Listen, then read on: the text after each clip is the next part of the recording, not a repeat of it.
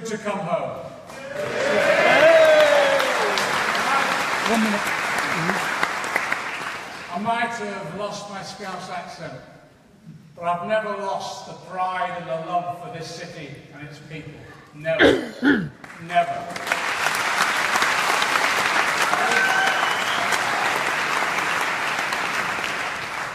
We've got a momentous decision in a few weeks' time facing this country. This election, I think, is a generational decision about where this country will go. And it will be critical for this city and the Northwest. Absolutely critical. They've compared Theresa May with Margaret Thatcher. Well, I remember what Margaret Thatcher did to this city and its people. It set back this city and the Northwest and the North for decades as a result of the policies that they introduced. And yes, I think they're right. I think Theresa May will be another Thatcher in the way that she treats Liverpool and the Northwest. So I think we need to warn people about what the potential is if the Tories get back into government. Because the potential, I believe, particularly for the North, is devastation. And you know, we've seen it already. We've seen it already. We've seen the discrimination that takes place in terms of expenditure and infrastructure investment decided by the Westminster elite. £3,500 in infrastructure capital spend in London, the home counties, at best £1,000 up here. And you know, in the North East, it's even less, £400 per head.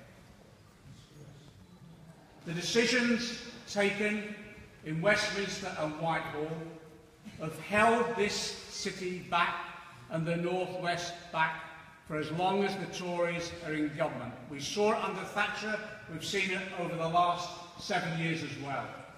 Joe Anderson will have explained what they've done in terms of local government. We were up here with our economic conference only a short while back, and we exposed the lack of investment in the Liverpool and the Northwest as a result of specific Tory government policies. So this election is absolutely critical. And what is it about?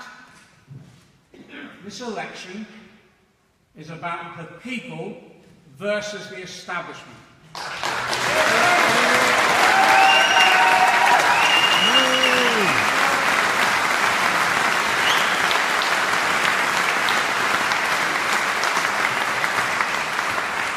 The people versus the elite. We want to ensure that in these next few weeks, with our 500,000 members and many other supporters as well, we break through some of the media bias that's been used against us in recent years. And you brought it in London, you've brought it in Liverpool, you've brought it in every working class community right the way across this country. But in Liverpool in particular, you've brought it especially. And I tell you, what Joe said about some journalists, I 100% support.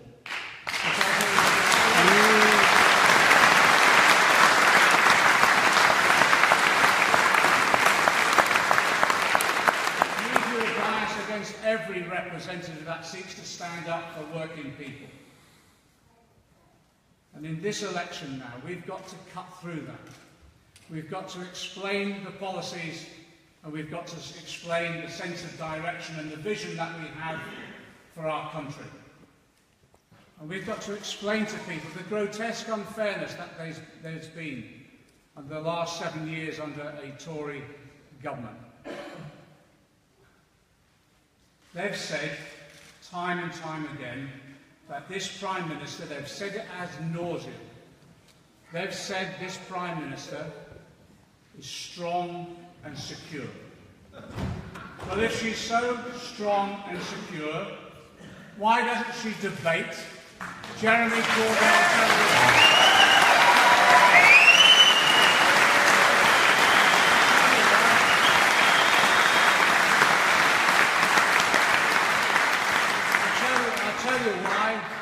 Because we'd be able to expose not just what they've done, but their ideas as well, their very ideology. For years now, this ideology has dominated their thinking. We call it neoliberalism. It's called trickle-down economics. Somehow this theory to justify their policies is that if you cut the taxes to the corporations and the rich, and you turn a blind eye to tax evasion and tax avoidance, somehow this money will miraculously trickle down to the rest of society, trickle down economics. Well, they've experimented with it for the last 7 years, and we know the consequences of it. The consequences are writ large, this week in particular. 1.25 million food parcels handed out to families that can't feed themselves in the 5th richest country in the world. What do you call that? A disgrace.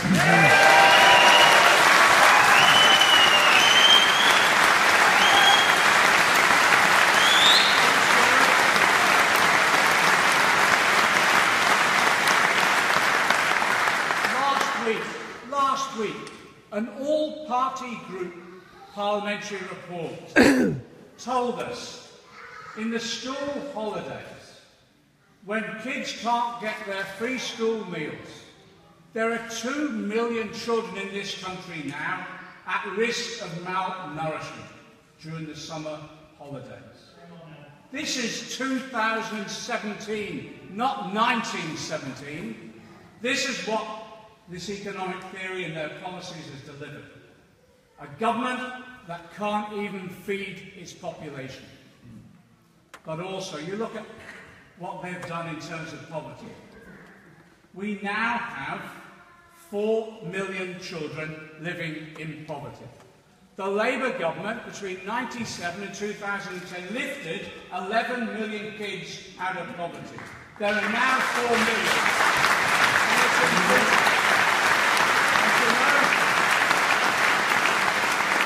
And you know, 2/3 of the kids that live in poverty are in families where someone is at work.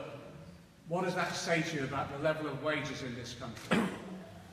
A government that can't even ensure its population are fed. Who saw Daniel Blake? Daniel Blake. Yeah. Ken Loach did us all a service in that film.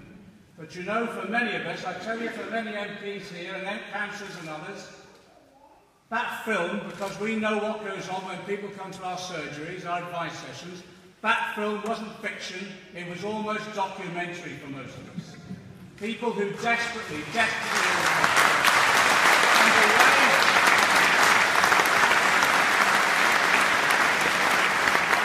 and the way in which some of the most vulnerable has been targeted is appalling. And I think one of the most vulnerable groups that's been targeted by this Tory government are disabled.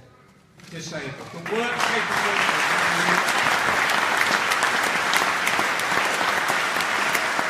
The removal of benefits, the sanctions, the numbers now that we know committed suicide as a result of the removal of benefits, even the removal of mobility cars. They seem to have targeted the most vulnerable. It's exactly as Jeremy said.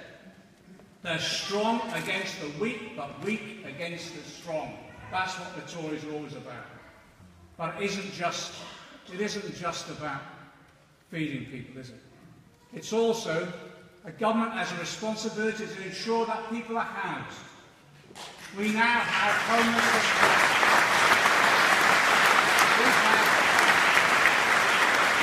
Every one of us will tell you right there across the country, a housing crisis we've not seen since the Second World War. Homelessness doubling. People sleeping on the streets, waiting lists going up.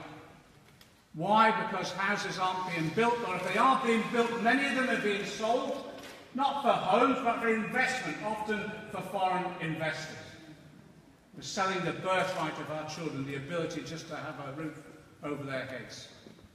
So this is a government that can't feed its population and can't house its population. But you know as well, a government has a responsibility to ensure that when people want a job, they have a job, and when that job is available, gives people a decent standard of living. We know now what this government is all about with trickle-down economics. It's about what they call flexible labour. And that's about the withdrawal of trade union rights, so people's wages and conditions are no longer protected. They're about the development of zero-hour contracts, insecure employment. TUC latest report, 1 in 10 now in insecure employment, and it's growing. The Deliveroos, the Ubers, the rest of them, in which they've exploited working people and suppressed wages as well. Again, so now we have a government that can't feed its population, can't house its population, and can't ensure that people, even when they go to work, have a decent income. But also, I think what angers us most as well, a government has a responsibility when people are sick to ensure that they're treated. And you know, sometimes a photograph says it better than words about what's happened to our NHS. The photographs of that child in the Mediterranean beach who died summed up for us what it was like for refugees. The photograph of that child being pulled out of the debris at Aleppo summed up for us what it was like in Syria. Well, the photograph that summed up the state of the NHS for me was that child being treated on 2 chairs put together in an NHS hospital.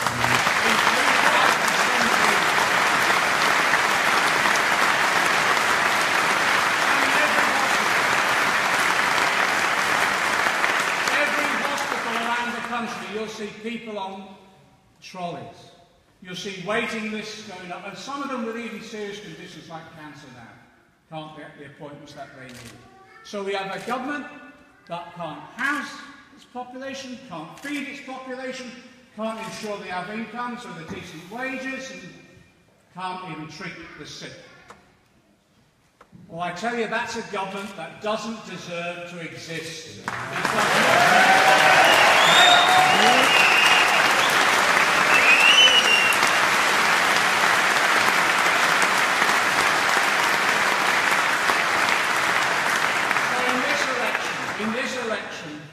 In this next few weeks, we're going to make sure people have hope. Hope in the alternative that we can provide them. And this is not rocket science. We start off with a fair taxation system. Because with fair taxes, in a wealthy country like ours, we can afford the public service and investment to grow our economy. So we start.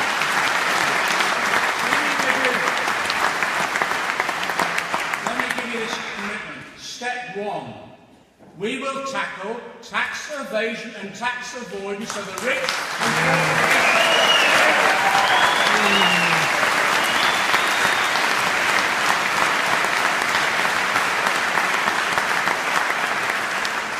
we will reverse the tax cuts that this government has given to the rich and the corporations. 70 billion plan. 70 billion in terms of cuts in corporation tax. Corporations who at the moment are sitting on between an estimate 500 to 700 billion earned income and not invested. We'll ensure we reverse the cuts in capital gains tax, in inheritance tax, and they even cut the bankers' levy, the very people that caused the crisis in 2007, 2008. We will reverse them. But in addition to that, let me make this absolutely clear. We also want a fair taxation system, so that, yes, taxes fall upon the broadest shoulders and middle and low-income earners are protected. Only yesterday, the IFS, Institute of Fiscal Studies, said the cuts that are taking place and the various benefits that this government is pursuing means that families will lose out, the poorest families will lose out £2,500. Average families about 1,400, the other calculations. Why? Simply to give more money to the corporations and the rich. So we will have a fair taxation system. And what will we do with that money? Well, we'll invest. We'll establish a national investment bank and we'll invest in our infrastructure, in our roads, in our rails, our new technology, alternative energy as well, and in the skills of our people. But I tell you how we'll invest. That national investment bank will also be a regional bank, and there will be a Bank of the North that will invest in the North.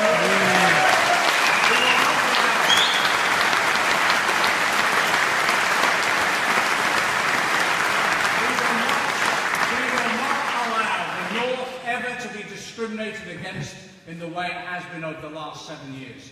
And we will work with the voices of the North. Joe Anderson in Liverpool. We will work with Andy Burnham in Manchester. We will work with Stevie Rotherham in Merseyside. They will be the voice of the North that will determine the level of investment that will be directed across the North West in particular. In that way, we'll grow our economy in here as well. And we'll attract the high-skilled, high-wage jobs that we need in this city and this area in particular. But you know, when you have that growth in prosperity, we need to ensure that prosperity is shared by everyone. And that means tackling the wages issue. So we're saying very clearly, fair wages means a real living wage of £10 an hour.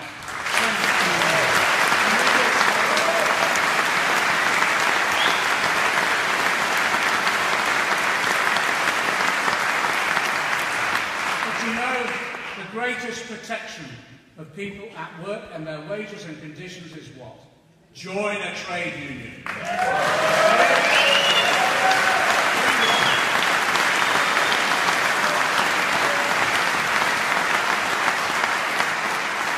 And we'll make sure legislation is in place to protect people in trade unions. There'll be no more blacklisting when Labour comes to power.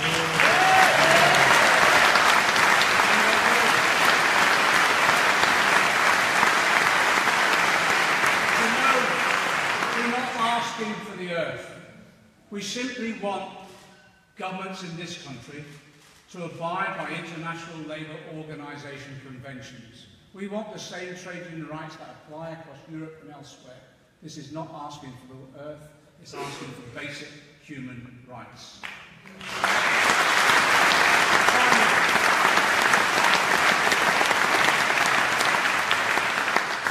When we grow our economy, we have a fair taxation system. It means we'll be able to invest in our public services. It means in terms of the NHS, yes, it will be fully funded. But I tell you also as well, we will not allow our NHS to be ripped off by privatisation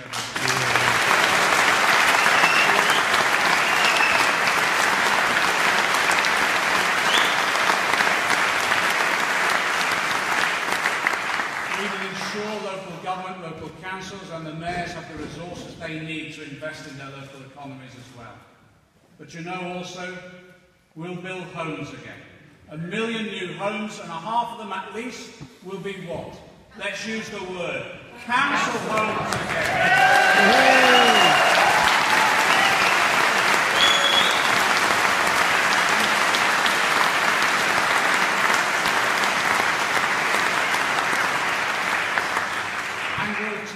The environmental crisis that we face as a planet and as individuals as well, by ensuring we invest in the alternative energy sources that we need.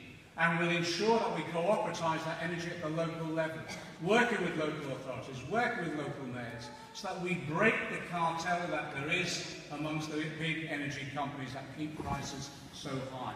In that way, we will transform people's lives, and we'll lay the foundations of it within one generation. But you know, we want to give hope to our young people. Education is a gift from one generation to another. It is not a commodity to be bought or sold. That's why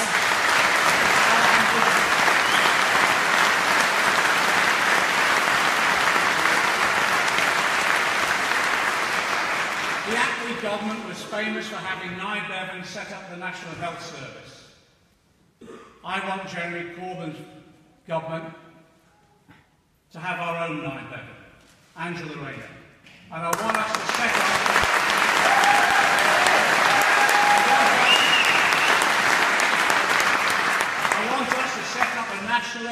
education service that will be free, just like the NHS, at point of need throughout people's lives. We face the fourth industrial revolution. People will need to retrain, so we need skills training. We need to ensure that we reverse the cuts in school budgets. We need to develop the system of childcare so that it's free to everyone over time. But also we want to relieve young people of their debts as well. That's why, yes, our ambition is scrapping tuition fees.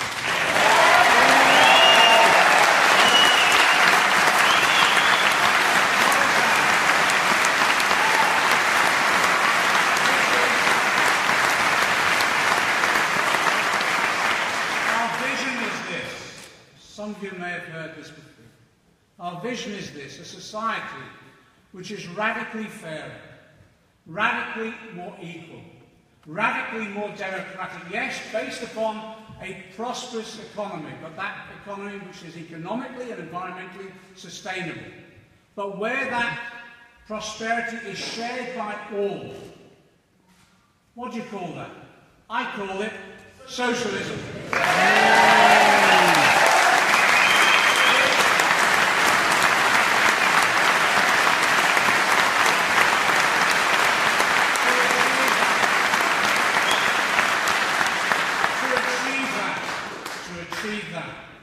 We desperately need now, in this next few weeks, to mobilise the support that we have in this country for those policies. I think it's a majoritarian support. I believe if we can cut through the media bias and we can actually address people doorstep by doorstep in meetings all over the country, we can convince them at long last there's a return of hope and the prospect of a society based upon social justice. This is our opportunity. This is the opportunity of a generation. Some of us here have waited all our lives for this, to have a government committed to those principles and those policies.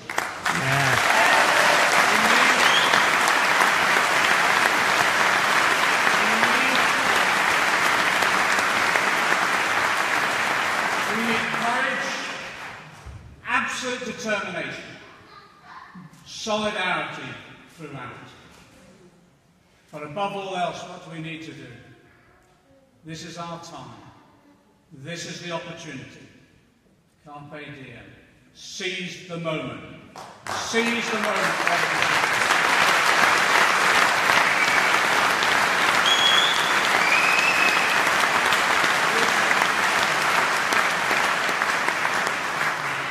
This city is where I was born.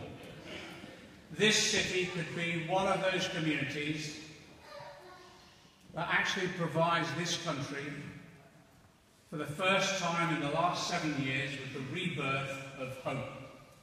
The rebirth of hope. I urge you all now. Margaret and the others are all here. We have constituencies that we need to hold and constituencies that we have to win.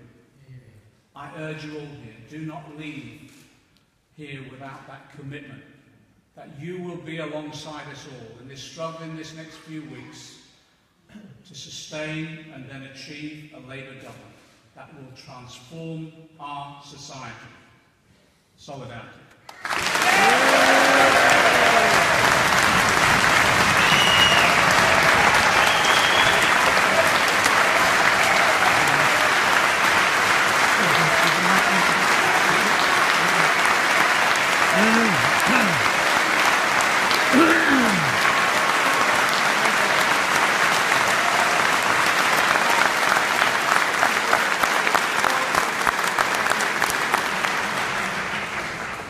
I've got to head back to the campaign trail, but please don't go, because I want to introduce our next and I believe final speaker. When we go back into government, we will need alongside us representatives at every level of government.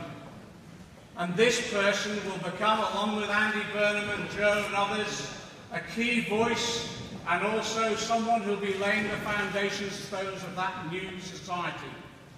Again, if we work hard, he will. I want to introduce, I think, the voice of the North for the future, Stevie Rodman.